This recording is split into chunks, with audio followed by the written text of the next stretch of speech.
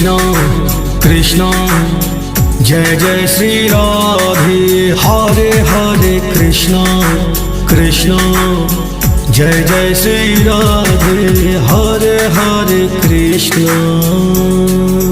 विश्व को मोहमयी महिमा संग असंख्य स्वरूप दिखा गया कान्हा। सारहितों का कभी प्रेमी बना तो कभी गुरुधर निभा गया कान्हा। रूप विराट धात धरा की धरा हर लोक छा गयो कान्हा। रूप किया लघु तो इतना कि जसोदा के गोद में आ गयो कान्हा। हरे हरे कृष्ण कृष्ण जय जय श्री राधे। हरे हरे कृष्ण कृष्ण जय जय श्री राधे। हरे हरे कृष्ण।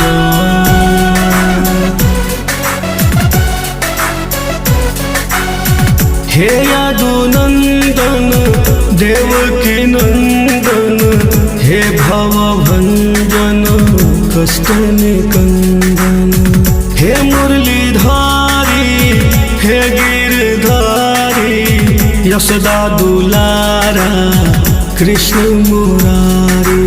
हरे हरे कृष्ण कृष्ण जय जय श्री राधे। हरे हरे कृष्ण कृष्ण जय जय श्री राधे। हरे हरे कृष्ण।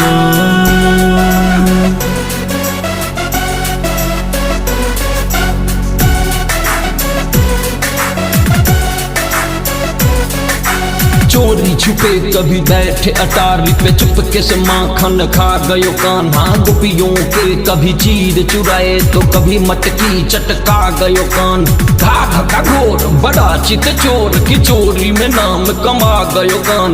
मीरा की रैन की नैन की नींद की राधा का चैन चुरा गयो कान्हा। हरे हरे कृष्ण कृष्ण जय जय श्री राधे। हरे हरे कृष्ण कृष्ण जय जय श्री राधे।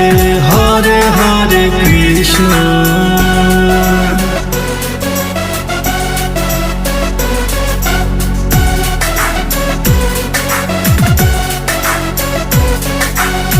हे राधा वल्लभ हे प्राण प्रियतम, हे ब्रज नंदन हे नंद नंदन।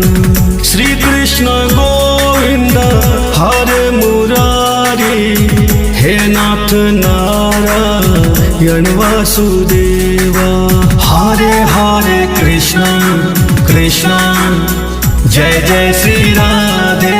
हरे हरे कृष्ण कृष्ण जय जय श्री राधे।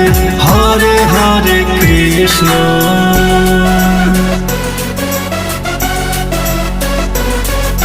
राधा ने त्याग का पंथ गुहारा तो पंथ पे फूल बिछा गयो कान्हा। राधा ने प्रेम की आन निभाई तो आन का मान बढ़ा गयो कान्हा। कान्हा के तेज को भा गई राधा तो राधा के रूप को भा गया कान्हा। कान्हा को कान्हा बना गई राधा तो राधा को राधा बना गया कान्हा। हरे हरे कृष्ण कृष्ण जय जय श्री राधे। हरे हरे कृष्ण कृष्ण जय जय श्री राधे। हरे हरे कृष्ण।